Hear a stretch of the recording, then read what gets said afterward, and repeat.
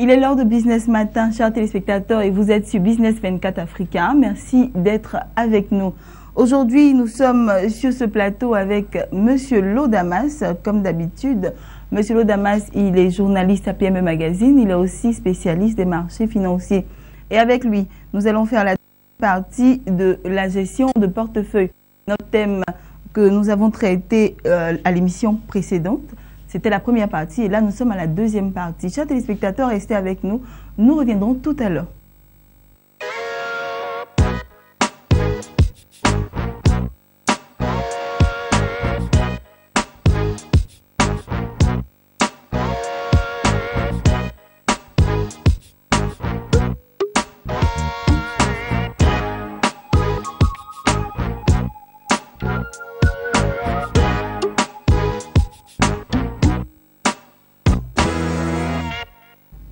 Voilà, nous sommes de retour sur notre plateau. Bonjour Monsieur Lodamas. Bonjour Madame. Merci d'être là. Merci pour l'invitation.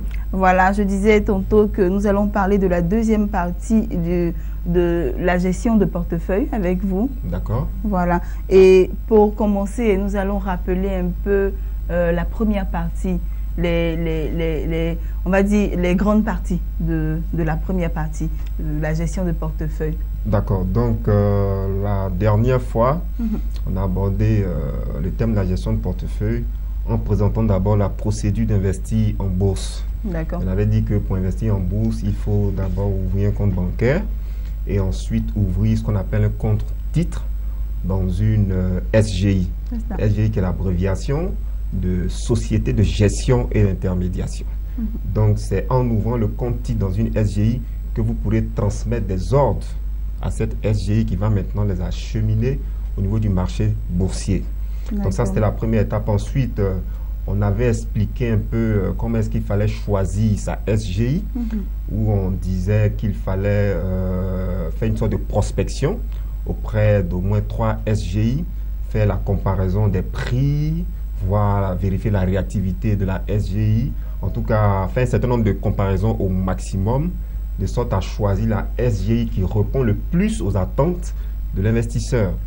Et après aussi, on a abordé même le cœur même du sujet, c'est-à-dire la gestion de portefeuille. On a défini ce que c'était qu'un portefeuille.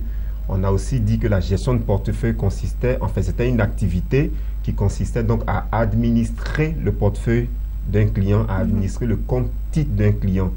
Et on avait aussi dit que le gestionnaire de portefeuille a la possibilité de donner des conseils, de formuler des recommandations pour les investisseurs. Et on a terminé avec les différentes offres de gestion de portefeuille. On avait parlé de la gestion sous mandat, de la gestion directe et aussi de la gestion conseillée. D'accord. Voilà. Merci pour le rappel, Monsieur Lodamas. Et on va commencer avec la deuxième partie. Nous allons nous intéresser à la démarche du gestionnaire de portefeuille. Exactement. C'est-à-dire aujourd'hui, on va entrer dans le vif du sujet pour parler un peu de la démarche menée par un gestionnaire de portefeuille. C'est-à-dire celui qui occupe la responsabilité de gestionnaire de portefeuille. Comment est-ce qu'il s'y prend concrètement? Quand il travaille avec l'investisseur, quelle est la démarche qu'il suit en tant que gestionnaire de portefeuille? Et cette démarche se stipule en 3 grandes phases. Il y a la première phase qui est la planification, la seconde phase qui est l'exécution et la troisième phase qui est la réaction. Donc, en quoi consiste la planification, en quoi consiste l'exécution? Ce sont ces 2 aspects que nous allons voir aujourd'hui. Et dans la troisième partie de cette émission, nous allons expliquer ce que c'est que l'exécution, ce que c'est que plutôt la réaction. Parce que la réaction prend en compte le suivi, l'évaluation et le rééquilibrage du portefeuille. Cela, nous allons le détailler dans une autre émission. Dans une prochaine émission. Voilà, tout de suite, nous allons passer à la planification. D'accord. Qu'est-ce qui rentre en ligne de compte? Alors, donc, avant que le gestionnaire de portefeuille ne commence à travailler en tant que tel avec l'investisseur, il faut une séance de travail. Il faut une séance de travail, il faut un questionnaire élaboré par le gestionnaire de portefeuille et adressé à l'investisseur. D'accord. OK? Donc, avant même d'y arriver, la première étape qui est la planification, il y a 2 phases dans la planification. Et donc, dans la planification, la première phase consiste pour le gestionnaire de portefeuille à définir les objectifs et les contraintes de l'investisseur. D'accord. OK? Donc ça, c'est le premier palier. Aujourd'hui, on sera très pédagogue dans notre démarche parce qu'il y a beaucoup de choses à expliquer. Donc, je profite mieux faire comprendre aux téléspectateurs. Pour encourager les téléspectateurs à vraiment prêter attention à tout ce qui sera dit aujourd'hui parce qu'on va se mettre dans la peau d'un professeur pour expliquer un certain nombre de termes. Donc, la planification, première étape de la planification, c'est la définition des objectifs et des contraintes de l'investisseur. Et cette première étape, on l'appelle également la situation de l'investisseur. OK. Donc, comment on fait pour dresser donc la situation de l'investisseur? Première étape même de cette phase, comment on appelle, le gestionnaire de portefeuille et le client vont fixer ce qu'on appelle les objectifs de rendement. C'est-à-dire le client va par exemple dire à son gestionnaire de portefeuille que je souhaite par exemple au terme de l'année, ou bien un mois après, ou bien 3 mois après, je souhaite que mon portefeuille évolue par exemple de 10%, de 30%, de 40%. C'est ce qu'on appelle l'objectif de rendement. Donc le portefeuille doit dégager une rentabilité de combien et sur quelle période. Donc cet objectif-là, il est important qu'il soit d'avance fixé d'un commun accord avec le client du gestionnaire de portefeuille. Donc le client du gestionnaire de portefeuille, c'est l'investisseur. Donc l'investisseur rencontre son gestionnaire et définit et fixe son objectif de rendement. Première étape. Seconde étape, l'investisseur va également présenter ce qu'on appelle son niveau de risque. L'investisseur va dire au gestionnaire de portefeuille: je vous confie 1 milliard, mais psychologiquement, je suis prêt à perdre au maximum peut-être 30% de cette somme.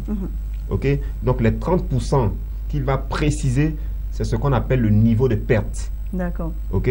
Donc, à travers les 30%, on évalue ainsi la perte que l'investisseur est prêt à tolérer au niveau du marché.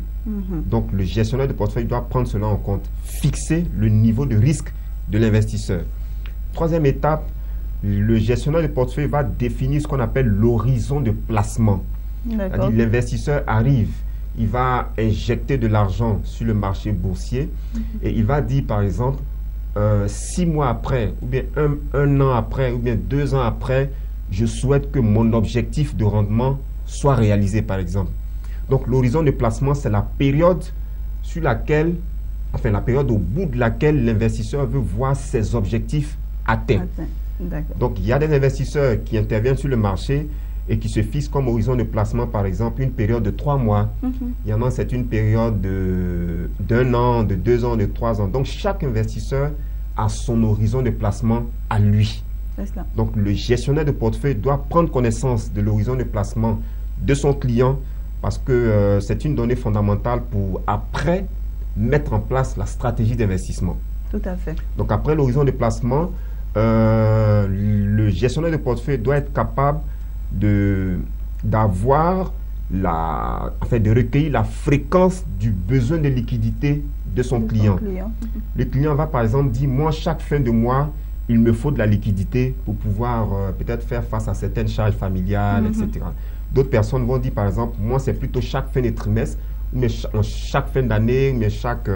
je sais pas. Ça dépend de tout va dépendre de chaque investisseur. Donc, le gestionnaire de portefeuille doit être capable d'évaluer la fréquence à laquelle le gestionnaire pourra, par exemple, émettre un besoin de liquidité. Ça, c'est très important. Et puis, dernier élément, le gestionnaire de portefeuille doit intégrer également les préférences de l'investisseur. Vous allez voir, par exemple, il y a des investisseurs musulmans, par exemple, qui vont dire: nous, on ne veut pas investir dans des sociétés qui interviennent dans le secteur de l'alcool. C'est cela. Par exemple. D'autres personnes vont dire: bon, moi, je n'aime pas trop les titres agricoles. Certaines personnes vont également dire: moi, je ne me sens pas trop dans les titres, dans les valeurs bancaires, par exemple. Donc, l'investisseur a ses préférences en termes de secteur d'activité, en termes de titres. Donc, à l'initiative, déjà, quand on est en train de déterminer les objectifs et les contraintes, il faut prendre ces éléments en compte. Il faut intégrer les préférences de l'investisseur. Ça fait partie justement des contraintes. D'accord. Voilà. Donc, tous ces éléments-là réunis permettent de dresser ce qu'on appelle la situation de l'investisseur. D'accord. C'est donc la première étape de la planification. D'accord. Donc, on va directement à la deuxième étape. Alors, la deuxième étape de la planification va consister donc à mettre en place ce qu'on appelle la politique de placement. D'accord. Donc, comment on appelle, le gestionnaire de portefeuille se sert de toutes ces informations recueillies auprès de l'investisseur et maintenant va mettre en place ce qu'on appelle la politique de placement. Donc, la politique de placement à mettre en place par les gestionnaires de portefeuille s'appuie sur la situation de l'investisseur. D'accord. D'accord? Donc, ça, c'est l'élément fondamental sur lequel la politique de placement s'appuie. Et maintenant, la première étape au niveau de la politique de placement consistera donc à dresser ce qu'on appelle l'allocation des actifs. D'accord. Je rappelle, à titre, avec un objectif pédagogique, l'action est un actif, l'obligation aussi est un actif. Maintenant, comment est-ce que le portefeuille du client sera composé? Quelle sera la répartition en termes de pourcentage du portefeuille du client? C'est-à-dire quoi concrètement? On peut dire par exemple que le client va investir 50% de son argent dans les actions et 50% de son argent dans les obligations par exemple. Ça, c'est une forme d'allocation, 50%, 50%. On peut également dire, si l'investisseur est beaucoup plus porté sur le risque, il peut par exemple dire que lui va injecter 75% de son argent dans les actions et seulement 25% dans les obligations. Et donc, cette façon de faire, de dire 75% pour tel titre et pour tel actif et 25% pour tel actif, c'est ce qu'on appelle l'allocation des actifs. C'est-à-dire qu'on détermine le pourcentage de chaque actif. D'accord. Okay? C'est bien compris. Ok, donc après cela, après avoir dressé l'allocation des actifs, on va maintenant faire ce qu'on appelle le choix du style d'investissement. Okay. Et il y a plusieurs styles d'investissement qui existent. Il y a ce qu'on appelle la spéculation. Peut-être que l'investisseur va dire, par exemple, s'il est beaucoup plus porté sur la liquidité, il va dire, moi, je veux faire de la spéculation. Je veux que vous puissiez entrer, acheter des titres, attendre quand ces titres vont monter en termes de valeur et revendre ces titres pour encaisser des plus-values. Ça, c'est un spéculateur. Il y a un autre style d'investissement qu'on appelle l'épargne. L'investisseur peut dire, par exemple, chercher à acquérir des titres pour moi, mais moi, mon objectif, c'est d'avoir le maximum de dividendes. Donc, privilégier les titres, les sociétés qui servent de bons dividendes en fin d'année. Ça, c'est quelqu'un, par exemple, qui veut épargner. OK? Et donc, en termes de style d'investissement, ça peut être la spéculation, ça peut être l'épargne, ça peut être aussi ce qu'on appelle le stock picking, ça peut être le top-down, c'est-à-dire en matière de top-down, on part d'une analyse macroéconomique, on analyse l'environnement de façon globale et en fonction de cela, on débouche sur des secteurs d'activité et des titres vraiment précis. Donc le top-down également, c'est une forme, c'est un style d'investissement. Donc il y en a vraiment plusieurs. Et donc, à partir de cette étape, au niveau de la construction de la politique de placement, on va définir, on va choisir donc un style d'investissement. OK.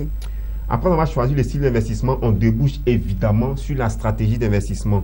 La stratégie d'investissement va consister à choisir les secteurs d'activité, à choisir le style d'investissement, à préciser également les périodes au cours desquelles l'investisseur va injecter de la liquidité au niveau du marché. On peut dire par exemple, chaque fin de semaine, on va investir à hauteur de peut-être 100 000, 1 million, 500 000 sur le marché. Donc les périodes seront précisées, le style sera choisi, les différents volumes d'intervention seront précisés et même les montants aussi seront déterminés. Donc tous ces éléments vont constituer donc la stratégie d'investissement. D'accord. OK? Et le dernier élément, c'est ce qu'on appelle le calendrier de révision du portefeuille.